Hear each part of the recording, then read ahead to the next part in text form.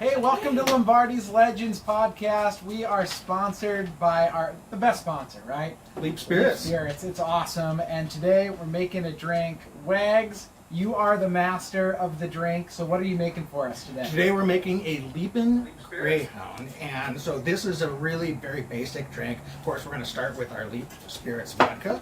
1.5 ounces in each drink. And Dane, this is so easy. You can do this at home, either using a tumbler or a highball glass. And then next we're just going to get some grapefruit juice. Great. Fill that most of the way. Wags, I love this. This is looking really good. Absolutely. And then just a splash of cranberry juice. Ooh. Wisconsin's finest cranberry juice. Absolutely. And then we're going to garnish with some grapefruit slices. Look at this. And we're all set to go. Cheers. Cheers, Go Pack buddy. Go. Go Pack Go.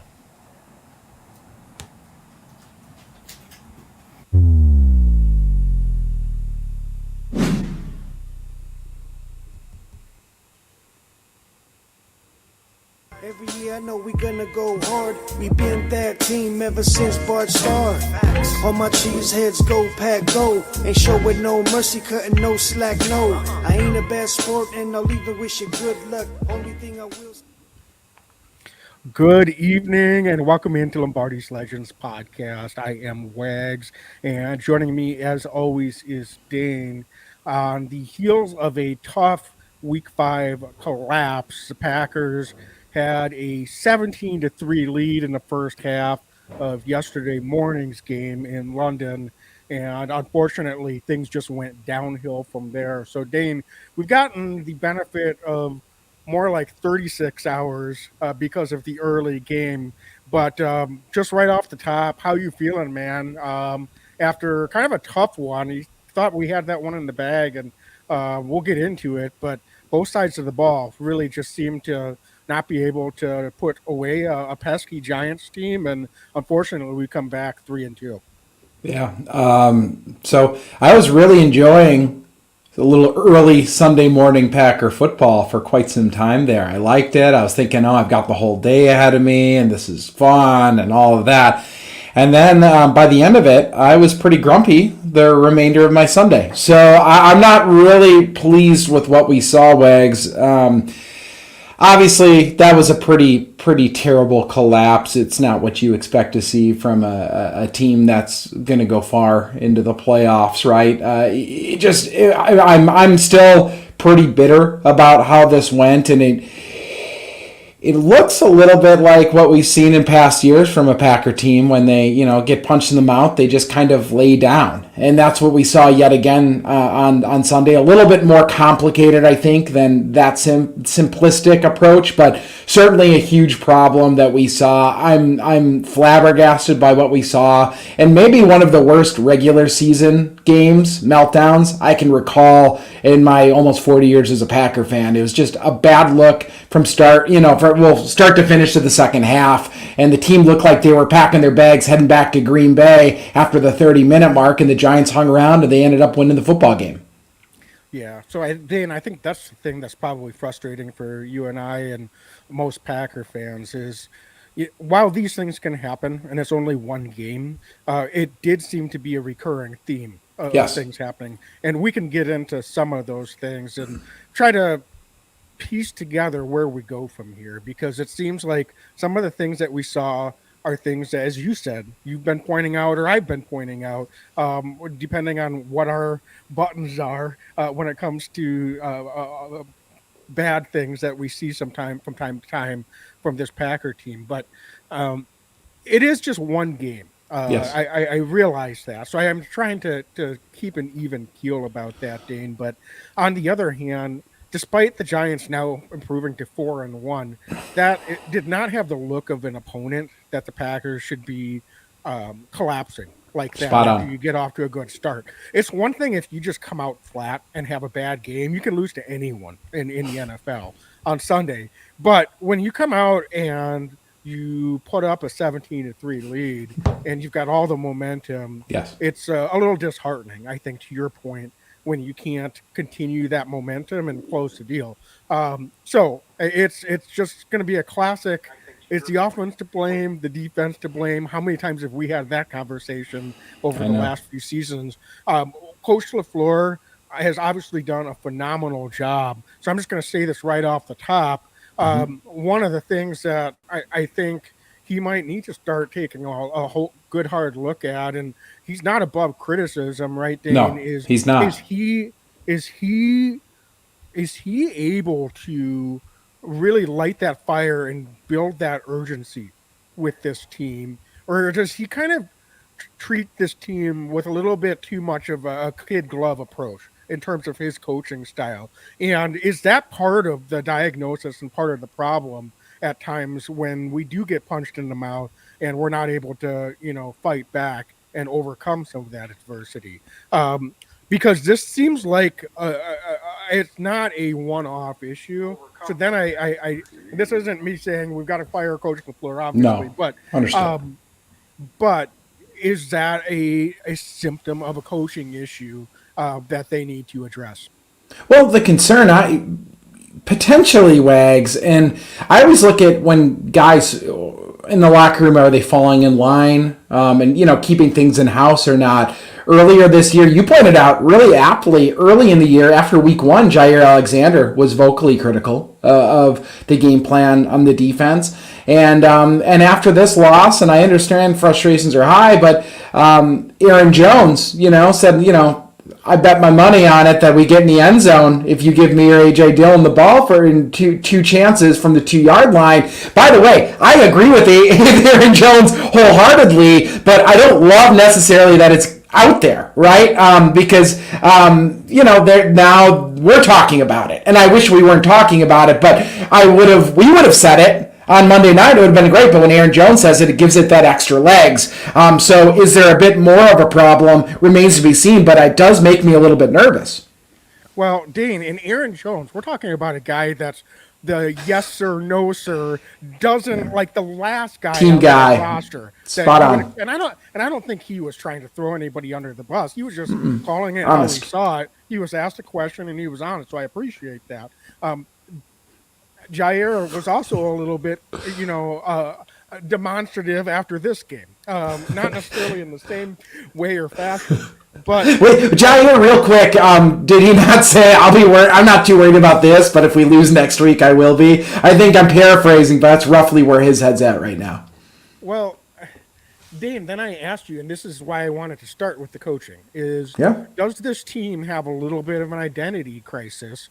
Wags, I'm looking at my notes. Identity crisis. I've got it circled. You and I are on the exact same page tonight. And the answer is yes, we do. Offensively, defensively, but also culturally right now, there's an identity crisis with this team. And I don't think that's an overreaction. I think it's a fact after 5 weeks.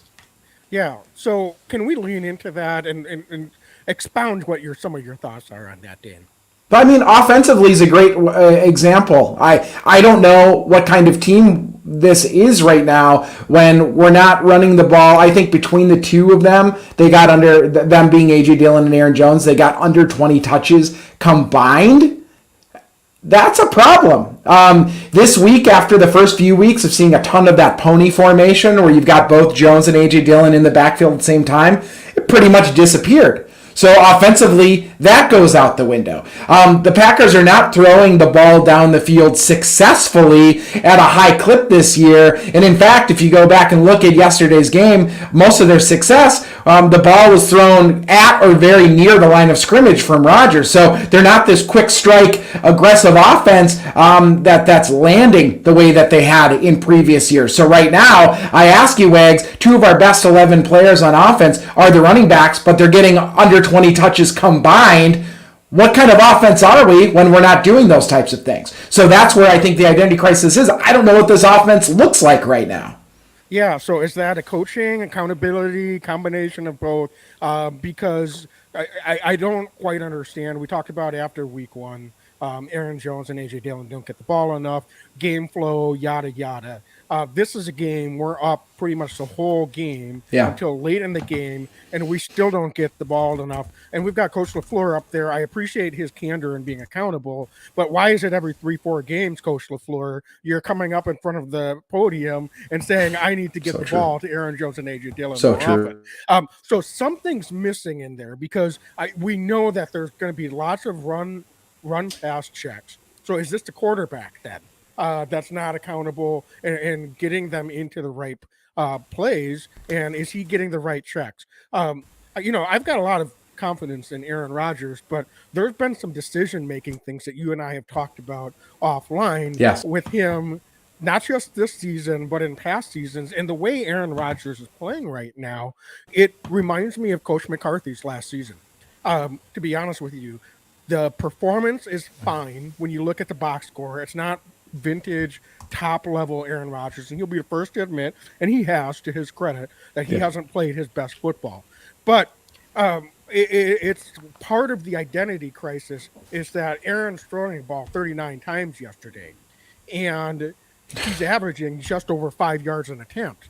We're more efficient running. We're averaging over 5 yards an attempt rushing the football. So every single time he has an incomplete pass, we're in a completely less efficient offense than when we're running the ball. So how can we be throwing the ball twice as much as we're running the ball when we're far more efficient? That's like a 200% efficiency running versus passing. Because if you think about it, they're not going to run the ball every single play, obviously. Mm-hmm. But if you do, and you're averaging over 5 yards an attempt, you've got to figure you're going to be moving the chains, obviously, more often than not. Versus if you're averaging 5 yards a throw, every incompletion is a potential opportunity for the defense to get you off the field.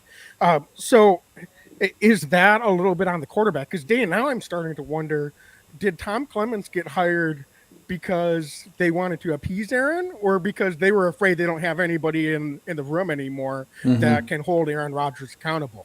And that is going to be, I think, a big question of this offense moving forward, because this is not an offense that's built around Aaron Rodgers throwing the ball 40 times.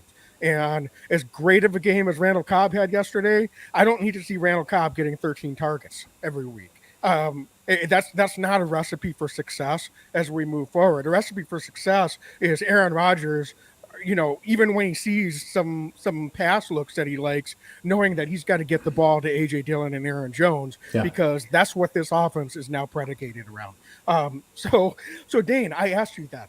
From that identity crisis issue, where do you go from here? Because Coach LaFleur can sit up on the podium and say, I've got to get him the ball more. We can fix that next week. But then if this creeps back, is this a quarterback that's not on board with what this offense really is built to do?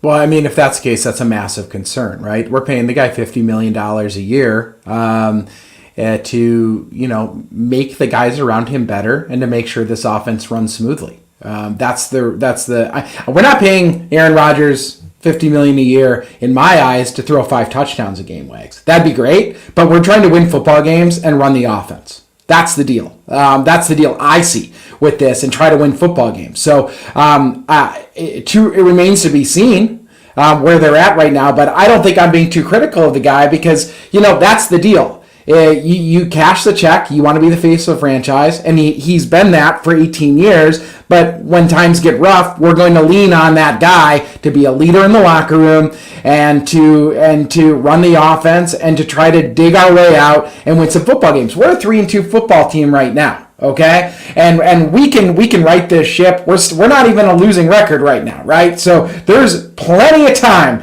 to right the ship. But it starts with the identity. It starts with getting everybody on the same page. And really, Wags, it does start with running the offense through maybe 2 of the more talented guys in Aaron Jones and A.J. Dillon. Aaron Jones, yesterday, when the ball in his hands, he looked absolutely dynamic yet again. And I take it as a slight to Aaron Jones that on 3rd and 4th down on the 2-yard line, they didn't give him one crack to try to get that ball in the end zone. I take it as a slight for Aaron Jones based on how good he's been playing football this year. They got to give him at least one chance to get that rock in the end zone. Yeah, and I mean, when in real time, the look I saw on third down was that should have been checked to a run. It just AJ Dillon was lined up. I don't think there's any way that he doesn't get a first down at Right. minimum, if not a touchdown on that play.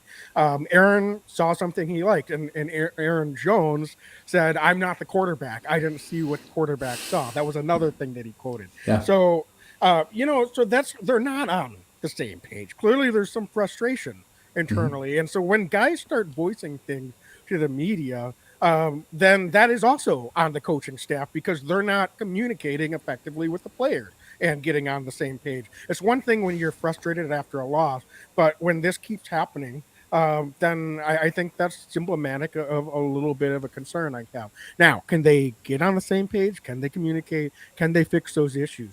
Absolutely. Yeah, I mean, they have, right? They've had so much success over the years, this team, basically, right? So that's the thing that I also don't get. It feels like this is a hodgepodge of guys, when the reality is it's a lot of the same dudes that have played together for a long time, and I don't quite understand why there's so much of a disconnect right now.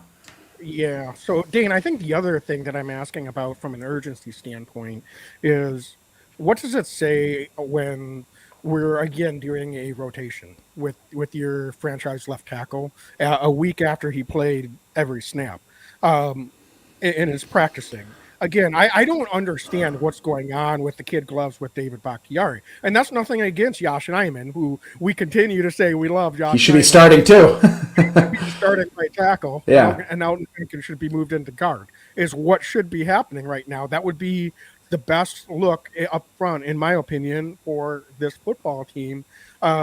So there's no explanation given. And it doesn't make sense to me why it's a little thing, but when you don't have that sense of urgency to treat every game with the utmost respect and importance, if David's out there, he should be playing every snap, period. And that's just doesn't make any sense to me at all. In the second half, we continue to run into this issue. This is I'm kind of all over the place here, but burning timeouts when the play clock's running down, and then taking a sack on the next play because we don't have an outlet, or we're not picking up or reading the blitz at the line of scrimmage to take us out of field goal point range. How many times does that happen? I just talked about that in our preview last week, where we get down and our number one job is let's stay in field goal range or get into field goal range when you got into the opponent's side of the field, and give Mason Crosby a chance to kick a field goal and put 3 points up on the board. I don't care if there's an incompletion on third down. You still got to give your kicker a chance. Taking a sack like that in that situation is inexcusable. Hey, burning a timeout is inexcusable. That would have been a big part of the end of the game management if they would have had all 3 timeouts. So it's just that lack of understanding the moment situationally, understanding the moment of the game. That I think is just bubbling up to the surface because these are the same things we saw in the playoffs last year against the 49ers and the year before and the year before. And I don't know what the recurring theme is with that, but I think there needs to be someone to step up and take a little bit more accountability of everyone that's involved. And it's not just one person. It's not just one coach, Coach LaFleur. It's not just the defensive coaching staff. It's everyone needs to step up and have accountability. And that just doesn't seem to be happening at times where we backslide into these performances. Wags, we've got some really strong opinions in the chat tonight, so we got to give some love to some of these. John, what's up, John? Saying that he noticed that Rodgers can't throw downfield. His accuracy is off this season. It is off. He missed a couple more, I thought, yesterday that looked really, I thought that there might be an ability, or he's putting it a few yards into the sideline. And it doesn't quite look like Rodgers is quite as crisp downfield either. And Wags, correct me if I'm wrong, but it's not because he didn't have good protection. I thought protection overall, outside of taking a sack and a couple other things, but largely he had a chance to plant his feet and get the ball out. It just doesn't seem like he's quite clicking so far this year. Yeah, and it's hard because you on the one hand, you give Randall Cobb credit for having a great game, but he's not a deep threat downfield. guy. He's a slot 32-year-old slot receiver. We love Randall, but it's who he is. Why do we have Christian Watson getting one target? I know he got hurt, but he had one target yesterday, and that was on the end around. That was technically a pass. That's just it doesn't make any sense to me. That's not an effort to involve someone that can break a defense. Romeo Doubs only got 5 targets. Where is he gone in terms of the last 2 weeks? That chemistry that we saw a few weeks ago out of necessity, it's like he's not getting looks out there. And I don't think it's because he's not getting open. That's the thing. These are the 2 guys that this offense needs to be relying on. Randall Cobb can have a great game like that once in a while, but week to week, it's not going to work. And so there doesn't seem to be an urgency to build a chemistry with the guys that can be the dynamic, game-changing threats for this offense needs in the pass game. We're backsliding. We're reverting back to these old habits. That's what's frustrating to me, Dane. Is I don't and Lazard, big guy, big target, but he's not a speed guy. I don't think he gets that separation downfield. So, I think he would get a lot better looks if we were able to take the top off the defense. But it's got to be these young guys that we're looking at, and they're not the ones getting the targets for the most. Well, Wags, Matthew says, come on, give these young lads a chance. And John says Rodgers hasn't got confidence that the receivers will be where he wants them to be. We're all seeing the same thing. That's what's remarkable, too. These are not some major hot takes, I don't think. I think that every single person, us included, is seeing a lot of the same kind of fallbacks with Aaron right now, and we need to be able to lean in and trust these young guys, especially early. I'll tell you what, Wags, we lose a football game because a couple of the young guys make some mistakes, but are learning moments, and they grow as the season progresses. I'm not going to be happy, but I can live with that. We're losing games because we lock in on a couple guys that we trust, but we're not developing the young guys for the stretch run, then that's a problem, right? So now we're not getting better and we're losing football games, and I just hate to see it because I feel like we're squandering opportunity.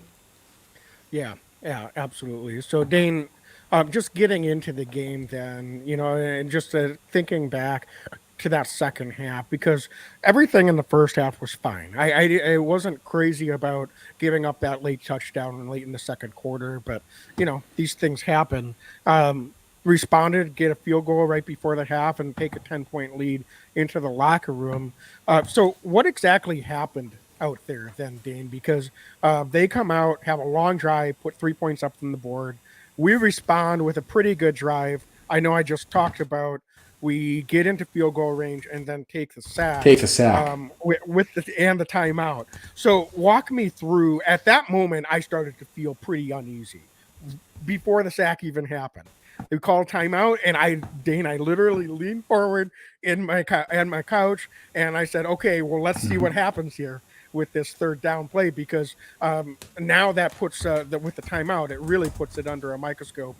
So when we got sacked right there, that was really devastating to me, because I just felt like, okay, things are swinging here. This didn't seem like we made the right check, and things, sure enough, swung pretty heavily back the Giants' way. So in that situation, that's the thing, Wags. Yeah. That's the thing, is they take the sack, so they call the timeout, then they take the sack, and then they're out of field goal range. That's brutal. I've heard the justification over the years of, we burn a timeout because we think we can find something, and it's an important play. I get that.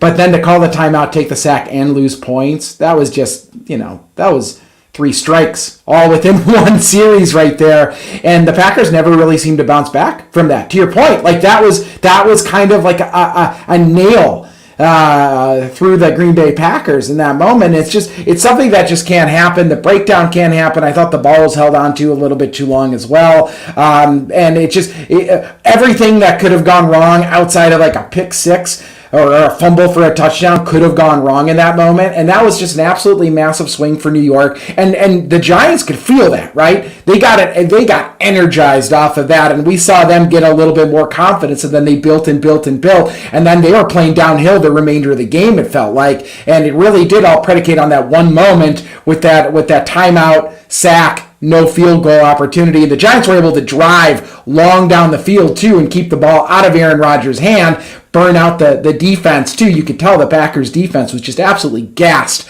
late in the game, and why wouldn't they be? They were on the field for the majority of the second half, so it just played right into the New York Giants' hands, and from there they were on cruise control, and it just didn't look like the Packers had, you look at prize fighters late in a match where one guy's got that extra punch in him, the other guy's kind of just throwing and he's not really landing anything of any significance. That's what it kind of looked like late in the game with the Packers defense, particularly with the pass rush. Pass rushers had just been out there too damn long, and they were just gassed, Wags. They were tired.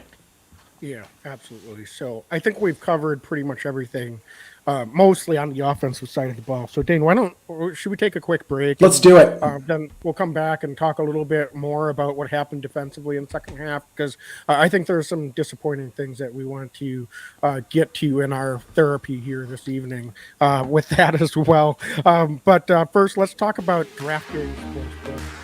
DraftKings is a official sports betting partner of the NFL, and of course with NFL action full swing, we're talking touchdowns, big plays, and even bigger wins. New customers can bet just $5 on any NFL team to win, get $200 in free bets if they do. Wags, check this out. In addition to the usual bets, everyone can boost their winnings with DraftKings stepped up same game parlays.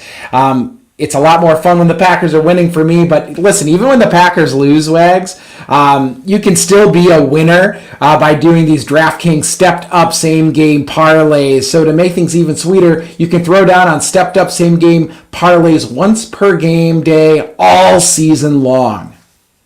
Yep. So download the DraftKings Sportsbook app now and use promo code TPPN to get $200 in free bets if your team wins. When you place a $5 bet on any football game, that's code TPPN. Only at DraftKings Sportsbook, an official sports betting partner of the NFL. Minimum age and eligibility restrictions apply. See show notes for details. So, Dane, then I guess talking about the defense, is it fair to say that while I still think the talent's there, we might need to recalibrate our expectations right now for what this defense is, because they don't really look like, through 5 games, the evidence says they've had some great moments. Statistically, they don't give up a lot of yards. They're great on third down. For the most part, not as much yesterday, but for the most part, they've been great on third down. But they just don't have the look and feel, to me, of a top 5, top 10 defense. And so I don't know exactly why that is, or what seems to be wrong, because, Dane, it seems like there's just too much talent individually on the defensive side of the ball for us to continue to have these issues with being able to stop the opposition, whether it's through the run or the pass. And quite honestly, the offenses that we've faced for most of this season have not really been all that good talent-wise. So these are teams that this defense, if they're really as good as we thought they were going to be, they should be dominating. And they just frankly haven't been doing that. So talk me through that, and just kind of yesterday, what was the thing that was standing out most to you? Well, first things first, I thought, despite the fact the Packers only had 1 sack yesterday on the books, 2 were negated by penalties in the defensive backfield, one for Jerron Reed, the other one for Rashawn Gary. I thought the Packers pass rush, all things considered, wasn't really as much of the issue. I think that a lot of it kind of falls, frankly, on the shoulders of the defensive backs for the Packers. I thought, and to his credit, Rasul Douglas, after the game, said, this one's on me. He had 3 big-time penalties for that, but across the board, I didn't think Jair was quite as sharp as we would hope he would normally be. He flew around like a missile, right? And he had some really nice impact plays, but also, as a whole, the Packers defense, unless I'm looking at the wrong stat, and I don't think I am, I don't think they had a pass breakup the entire game. So the Giants were able to work underneath, and at the times they didn't work underneath, they found wide receivers pretty wide open throughout the game. I thought Eric Stokes got picked on at times. I thought the Darnell Savage played particularly poorly. I'm just going to say it. Had that extremely bad missed tackle with the running back there for New York that, he just wasn't able to bring down. But also I thought in the pass game at times was having challenges as well. And Wags, I'll tell you what, I actually was reading a stat on Twitter that I thought was really fascinating, and I want to make sure that I give them credit for it. But this year, this Packers defense, and credit to Mike Renner at Pro Football Focus, the Packers have given up the second fewest passing yards in the NFL through 5 weeks, but they've also allowed the most yards of any defense on crossing routes by far. They've given up 327 yards out of their 885 passing yards on crossing routes. So what does that tell you? I think this Packers defense, the corners, the DBs, have the talent, but a lot of times we're playing the soft zone coverage, and either there's a miscommunication or the Packer DBs are playing too soft. And we see them in this zone coverage playing pretty far back. This is a very conservative defense we've seen from Coach Pettin through 5 games. I call him Coach Pettin. Coach Barry. That looks a lot like Coach Patton. That might say it all. That might say it all right there. We're saying this very conservative defense when we've got the dogs to play man to man, and I think be more attacking. And Coach Barry's defense looks like Coach Patton's. So if we're getting gutted by the crossing routes with this amount of athletes on it, I don't think it's the individual defensive players as much as it's scheme. We need to shake things up immediately. Well, Dane, doesn't it look like we're rolling out basically the same game plan every week? Every week. On the defensive side of the ball. I mean, it's like, we're playing different players, different offenses, and it's like we're doing the same, we're lining up and doing the same thing. Every it's week. So vanilla. And I don't understand. Like, we've got Daniel Jones on a gimp leg, supposedly. He actually looked pretty good. He looked pretty good, yeah. To be honest, but Daniel Jones, 63% career completion percentage, and yesterday he completed almost 80% of his passes. So that tells a lot. And he's a guy that over the course of his career has thrown a lot of interceptions, fumbles, does not tend to respond well under pressure. And it's all well and good if you want to try to put pressure on with your base guys. And if you can get home, I know that is going to make a big difference over the course of a 4-quarter game. But there's got to be some times where you dial up some different look for a guy like Daniel Jones, who's proven that he's not capable of being able to respond well when you do that to him. And twice in the third quarter, I got really, really frustrated, Dane, when the Giants are driving down the field. We got them into 2 third-and-long situations on the Packers side of the field, and they rush 3 and 4 guys. We got that many guys back in coverage, and you said it. Daniel Jones is able to sit back there, find an open receiver. How are they getting that open when you're dropping 7-8 guys back into coverage underneath in a 3rd-and-long situation is befuddling. But then B, why are you giving Daniel Jones all day to throw in a 3rd-and-long situation? You got to dial up a little bit of pressure there, give him some different looks, rotate some guys around, and it just seems, for whatever reason, Coach Barry just doesn't do it. Right. And that's where I'm losing confidence in the coaching staff a little bit is, we faced a Bears team that can't throw the football, and they ran all over us. Why were we allowing them to be able to dictate term? We faced a Patriots team that was missing its top 2 quarterbacks, and the 3rd-string quarterback went out there. And I know he looked good yesterday, but I'm just saying, he's still 3rd-string quarterback. Yeah, and is able to move the football up and down the field on us. And then yesterday, we've got a one-dimensional Giants team missing their top 4 wide receivers and a gimpy quarterback that doesn't respond well to pressure, and we're letting him dictate what we're doing out there. This is what's puzzling is we've got the horses to be able to dictate terms against these undermanned and flawed offenses, and yet we're sitting back responding to them and what they're doing. And it's just we should be the aggressor with the talent that we have on the defensive side of the ball, forcing the issue. And it seems like it's been the other way around throughout the season. I shudder to think if we don't make some adjustments when we start facing some actually good offenses in the second half of this schedule. Like the Buffalo Bills in 3 weeks. I mean, it's frightening, right? It's absolutely frightening right now to think about what they can do against this Packers defense, and I don't think that's an overstatement at all. So, I mean, I do want to touch briefly. We talked offense the first portion of the program, but the 3 and out, something we didn't talk about after the defense had been out there forever on this defense. I want to make sure we highlight that because, this Packers defense was clearly just cooked. And then offense for the Packers rolls out there. This is a team game. Even the offense and the defense of the same team, they feed off each other. And the offense goes out there and has a very quick 3 and out. I believe it was 26 seconds of game clock ran off from the offense. And then that defense has to go back out there and play. And clearly, I mean, I saw Rashawn Gary, the most fit guy, I think, on this team potentially is Rashawn Gary. And he looked like he had just run 100 miles, right? That's a problem. So then for him to have to go back out there, I'm not sure what we can expect from a defense when they're getting absolutely no cover from their offense either. And that, things feed into each other. And that was just, when I saw that, I said, I don't think we're winning this football game because I don't think the defense is going to be able to keep up any longer. And unfortunately, I was correct on that. The defense just looked gassed late in the game. Yeah, and it's as much a mental thing, I think, as it is a physical one. Totally. For the defense, because you get 3 plays. And Coach LaFleur in his press conference correctly pointed out that whether they ran the ball and more time comes off the clock or whether they had 3 incompletions in 20 seconds of game clock, it's the same amount of time for the defense either way. So the real issue there is the fact that they just didn't get a first down or a couple first down or have any sort of drive whatsoever in that situation.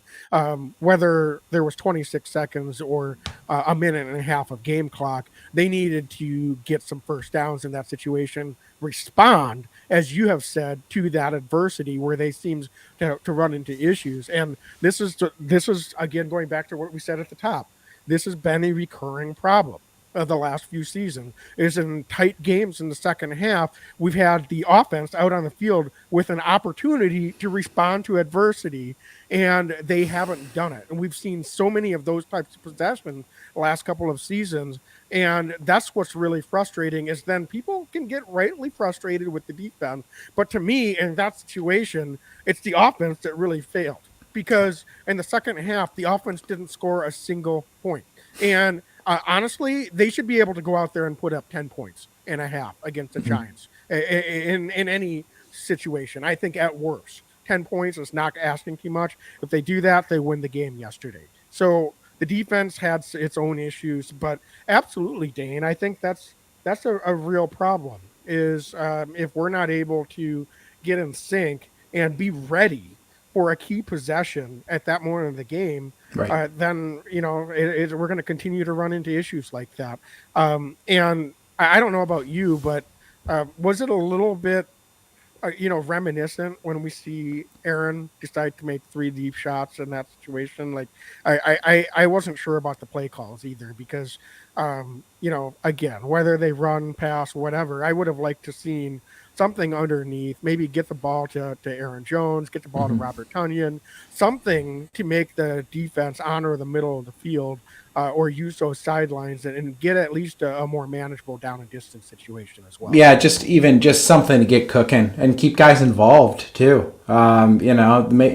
It's important, I think, you're right. I don't care if it's a 5-yard completion just to kind of get things flowing a little bit. I can't tell you how many times we've watched games with Aaron Rodgers where that first completion is the difference between anything going on or not, right? It's just getting something going with guys. And that wasn't the case yesterday. It sounds like Aaron thought that they had he liked those plays. He thought that he had a guy, but end of the day, it didn't work out. And, now, we're going to Monday morning quarterback a little bit. We're frustrated. That's the reality, right? I mean, and I'm going to say we're not entitled Packer fans. We just have extremely high expectations of this football team this year because I think this is a Super Bowl quality team on paper, but right now they just don't look like it, and there's still time, but I want to see this team come together in the locker room and otherwise and build and grow into what we think they can become. Well, here's the problem, though, Dane. You might be right in theory, but what has been the progression and those building blocks from week to week?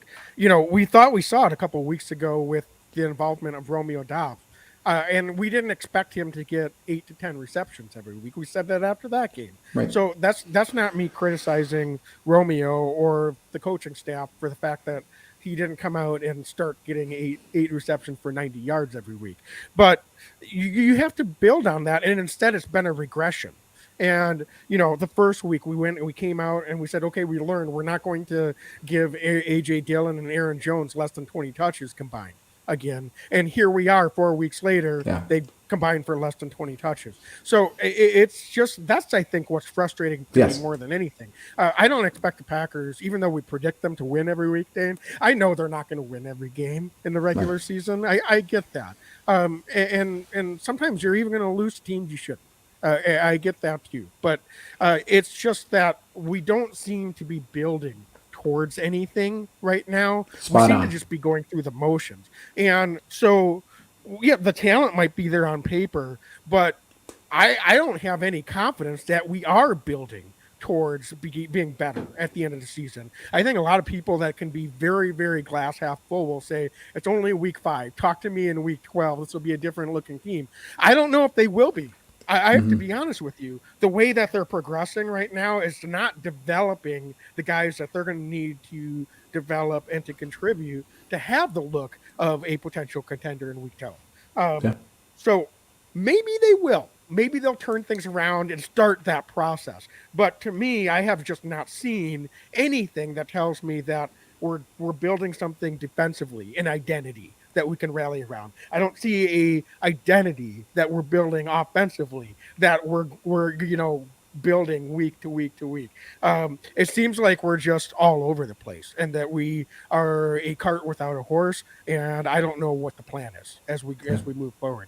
So I think that's part of the frustration that I think we're sensing is we're just spinning through the motions. So Dane, with that said, I'm going to stop ranting and I'm just going to ask you this. If there's anything to build on yesterday, I think is the fact that we got the tight ends more in the pass game. I just want to try to identify something optimistically here because you had been asking about Josiah DeGuara. So we see Mercedes Lewis gets a touchdown. We see Josiah DeGuara come up with a couple of nice catches in the second quarter. I was really pleased to see that. Those were the types of plays that were the exact types of things that were within the rhythm of the offense and were really, can spur a drive. So is perhaps just to give me a little bit of air, is that something that you could say, well, Wags, I think that is actually something that they can build on if they can get back to getting the right amount of touches for Dillon and Jones and get these tight ends more involved in the pass game. Maybe that can start to be the offensive identity that we're looking for. Yeah, I think that's definitely a fair, optimistic approach. And I'll also say, and this is going to sound like a dig, it's not. Romeo Dobbs was wide open on that 4th down play. He was slanting across the field there, and I think he walks in the end zone if Aaron delivers the ball to him instead of going to the sideline. So if Aaron at his best, always at his best, always, doesn't matter when, is when he spreads that ball around and he doesn't drill in on 1 or 2 guys. When he's seeing the field a little bit more, his approach is it's different. And we've seen him do it as recently as last season when Davante Adams was out.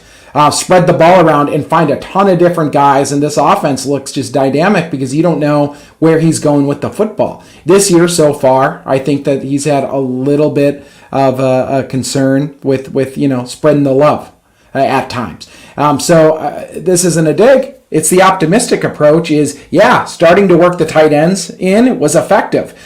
getting a little bit more balance from the running game will make this offense that much better. And if Aaron then, feels a little bit more confident and comfortable as the season progresses, finding some of these other guys and letting guys maybe go and try to make a play, then I think this offense has the ability, and I think that Aaron Rodgers absolutely has the ability to make those throws. So we have the talent there. It's just, can we play within that a little bit more? And that's the big question mark I think we have after 5 weeks.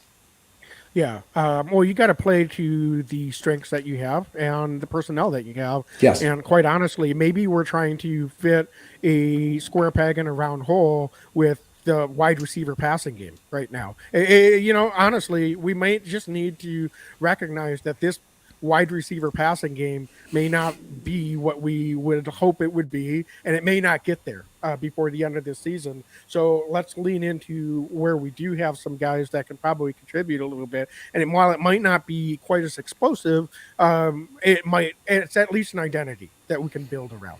Wags, I don't care if it's a tight end or a wide receiver running back that has a 14-yard reception. It's a 14-yard reception at the end of the day. Completely agree. So then on the defensive side of the ball, Dan, you mentioned that you were a little disappointed in the defensive backs. So where do they go from here? Because they just seem to be out of sync all season. Mm-hmm. And so communication too. Yeah. So is it communication? They don't seem to be lined up pre-snap and ready to go at times. We saw that a little bit again yesterday.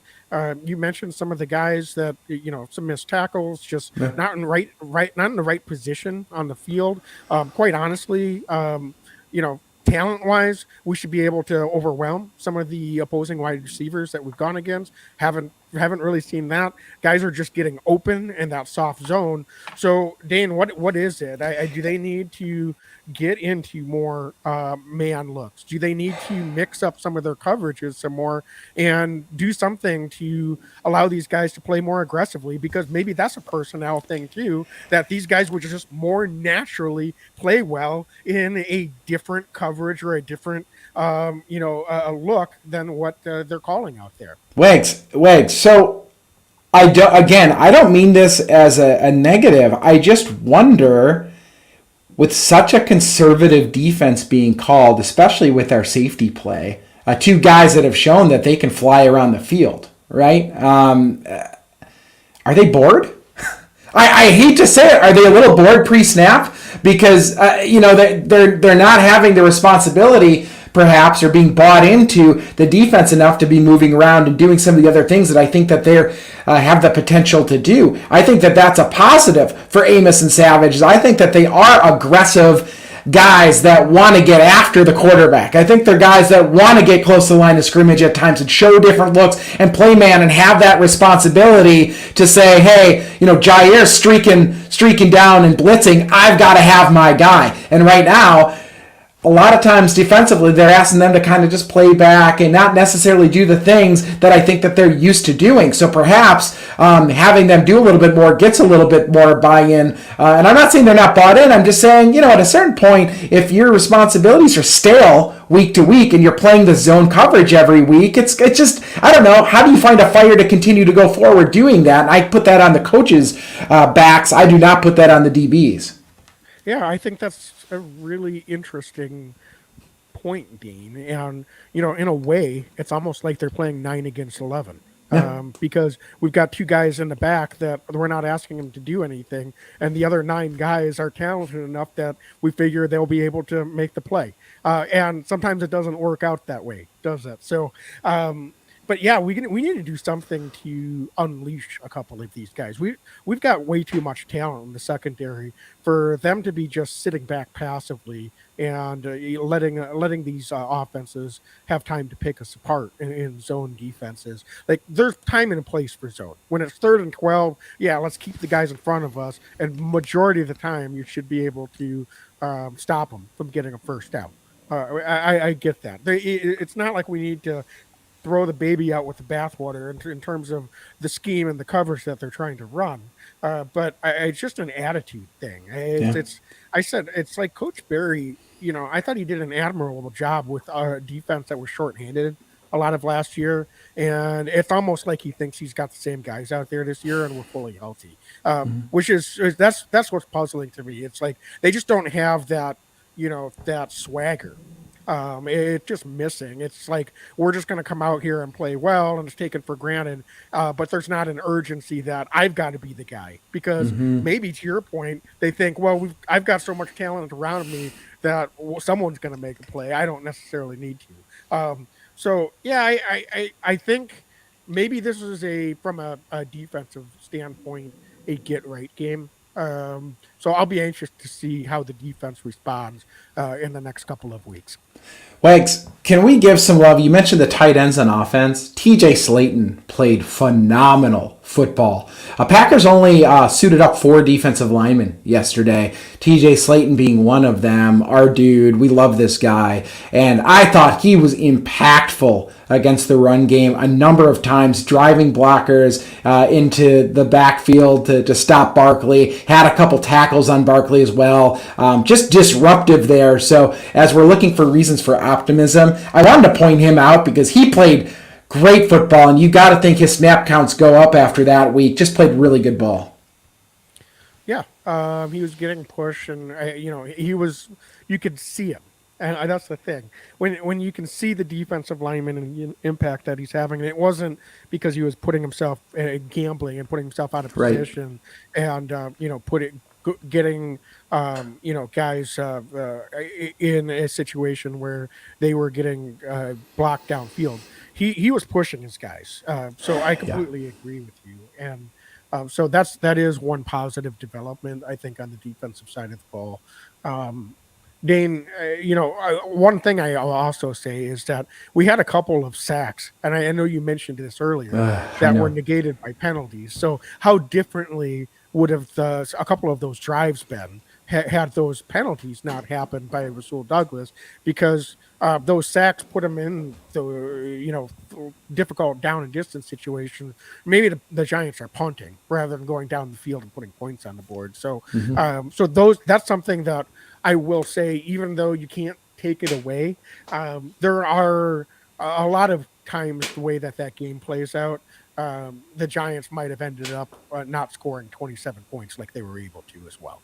Yeah, no, you're right. I thought Patrick O'Donnell had another great game as punting too, for what it's worth. I mean, he's looked really good yet again, and I wish we didn't have to see him so much in the second half, but when he went out there, I thought he performed admirably, so that's another one. And I thought that Shamar Jean-Charles as well on kick coverage, he looked legit. So every week we're seeing a different guy on kick coverage, it seems like, and that's really exciting to see.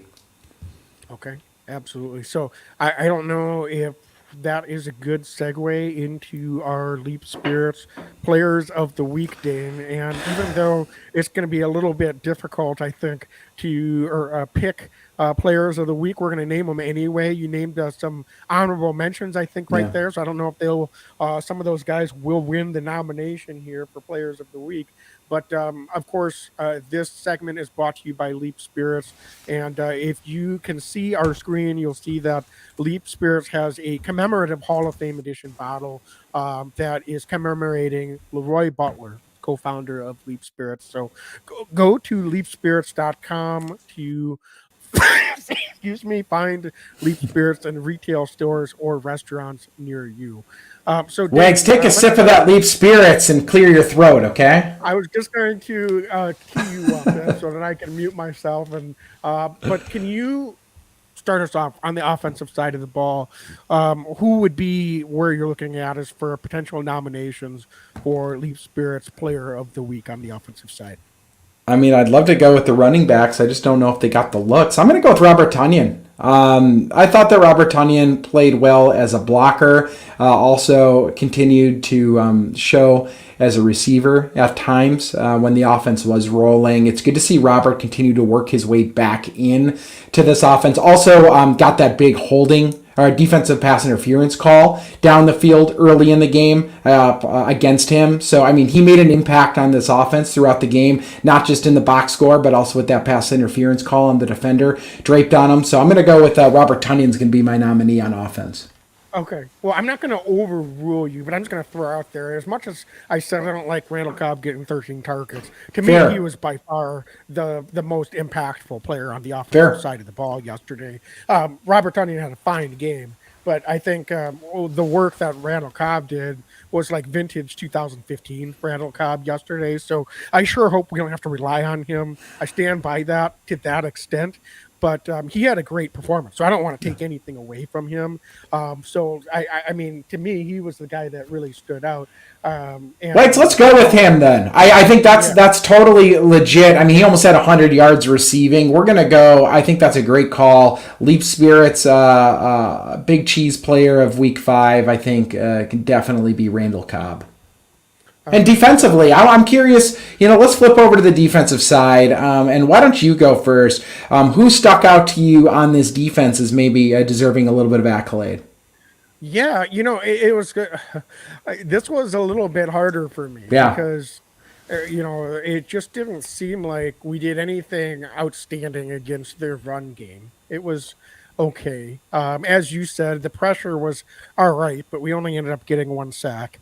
And the pass defense was disappointing, quite honestly, based on what we were facing. So. You mentioned, I think, TJ Slayton as a guy, and I mean, I honestly, if you're talking about someone that came in and went above and beyond expectations in terms of an individual performance, I think he's as good of a nomination as anyone from yesterday. I thought Kenny Clark just kind of did what Kenny Clark does, and sometimes he gets a little bit, I think, overlooked because he's not going to put up, 10 tackles or the box score statistics. And it's harder to quantify to some extent what those interior defensive linemen do. But between Kenny Clark and TJ Slayton, I thought the two of them both had fine performances again yesterday. Unfortunately, the sum of the parts around them just didn't seem to rise to the occasion. Wags, I agree, but let's go with TJ Slayton as our Leaf Spirits Defensive Player of Week 5. I thought that he played a really good football game, as you mentioned. He made the most out of his snaps, and if we're looking for a young guy to continue to build upon as this year progresses, TJ, I think is rightfully so deserves it. It's fun to watch him progress. It was a big moment for him, even though the defense as a whole didn't stand up the entire game. TJ Slayton played great ball. So I think let's go with TJ Slayton as our Leaf Spirits Defensive Player of Week 5. Yeah, and I think we've got a comment here from John Doran saying that Wyatt got to get more playing time. He was hurt, so he was hurt last week. Yesterday, Yeah. but yeah, it does beg the question. I think one thing before we sign off here, Dane, is there a chance that we see some, going back to the accountability question, that some of these veterans that are quite honestly not getting the job done consistently might start to lose some of their opportunities? And I'm not naming one particular player and one particular position group, but it seems like there just is a malaise. And so I'm looking for, from an accountability standpoint, if we've got some guys that are hungrier and can get out there and bring a little bit of swagger, maybe it's time to give them some opportunities as well. We'll see how they react. So TJ Slayton could be one of those guys. And perhaps if Devontae Wyatt gets healthy and shows that he's ready to get a few extra snaps, I wouldn't mind seeing if he fits into that category as well.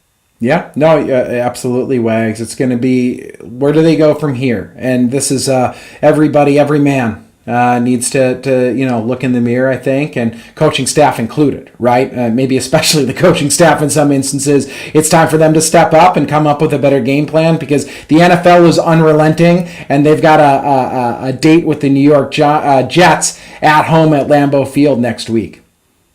Absolutely. So we'll be back on Thursday evening to preview that one. And I think we've done a pretty nice job of recapping and hopefully putting this one in the rearview mirror. But certainly there's a lot that we're going to be, I think this will be kind of a pivotal game in the season, where we look back and said, was that a turning point, or was this just kind of a sign of what this team is? And I sure hope that this is a turning point, not a sign of what this team is and will be as we move forward. So thanks so much, folks, for joining us this evening. Really appreciate it. And as always, be legendary and go Pack. Go Pack, go! Every year I know we gonna go hard. We been that team ever since Bart started. All my cheese heads go pack go. Ain't showing no mercy, cutting no slack, no. I ain't a bad sport and I'll even wish you good luck. Only